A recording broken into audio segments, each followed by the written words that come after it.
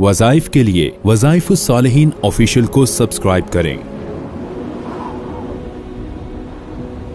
वज़ाइफुस्सालिहीन official.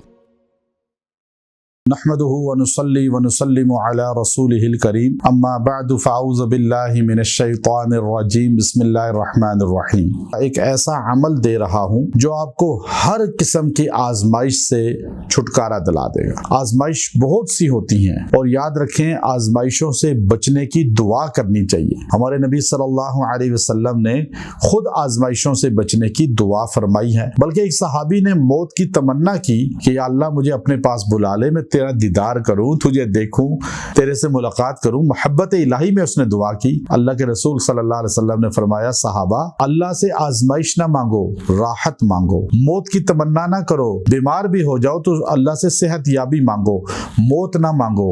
इसलिए कि आजमाइश में बंदा जब मुब्तला होता है, बाज़ औक़ात फेल भी हो जाता है, बाज़ औक़ात फेल भी हो जाता है। इमाम अहमद बिन हंबल रहमतुल्लाह अलैह का जब विसाल का वक्त आया तो आपको गशी आती थी, जो हल्के से बंदा नींद में चला जाता है, फिर होश में आता है। और आप इमाम अहले सुन्नत, 3 बादशाहों का दौर, मारे खा के कुरान की हिफाजत की, अकीदा अहले सुन्नत की हिफाजत की और जेलों में मारे खाते रहे, लेकिन अपना नजरिया नहीं छोड़ा। और इनके बारे में इमाम शाफी रहमतुल्लाह अलैह ने फरमाया, लौला अहमद लउबिदल्लाह, इमाम अहमद ना होते तो बंदगी ही खत्म हो जाती, उसके बाद शिर्क और गुमराही फैल जाती। अल्लाह ने इस बंदे की बरकत से अकीदा अहले सुन्नत को मजबूत रखा और दुनिया के अंदर जितने मुसलमान हैं अहले सुन्नत, उनकी मजबूती का बाइस वो बने। तो अब वो इतना बड़ा मुहद्दिस, हदीस बुखारी में उनसे रवायतें, मुहद्दिसीन मुफस्सिरीन के उस्ताद, और वो शागिर्द पास बैठे हुए तो एकदम होश में आते, कहते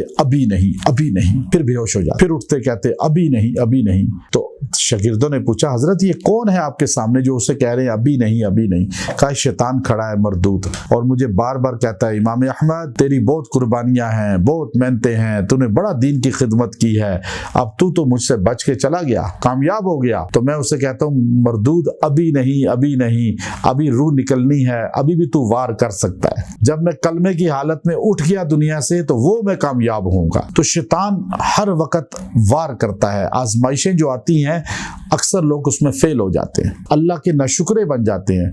तो आप आजमाइशों से बचना चाहते हैं तो ये अमल करें इन तारीखों में, और आप इंशाअल्लाह दुनिया आखिरत की हर आजमाइश से बचेंगे। अपनी आजमाइश सेहत की भी बच जाएंगे, औलाद की आजमाइश से भी बच जाएंगे, मियाँ बीवी की आजमाइश खत्म हो जाएगी, और किसी भी रिश्ता करीबी की या दुनिया आखिरत की कोई भी आजमाइश है आप उससे बच सकते हैं। तो आप ये अमल इख्तियार कर लें। आजमाइशों से बचने के लिए ये बेहतरीन अमल है।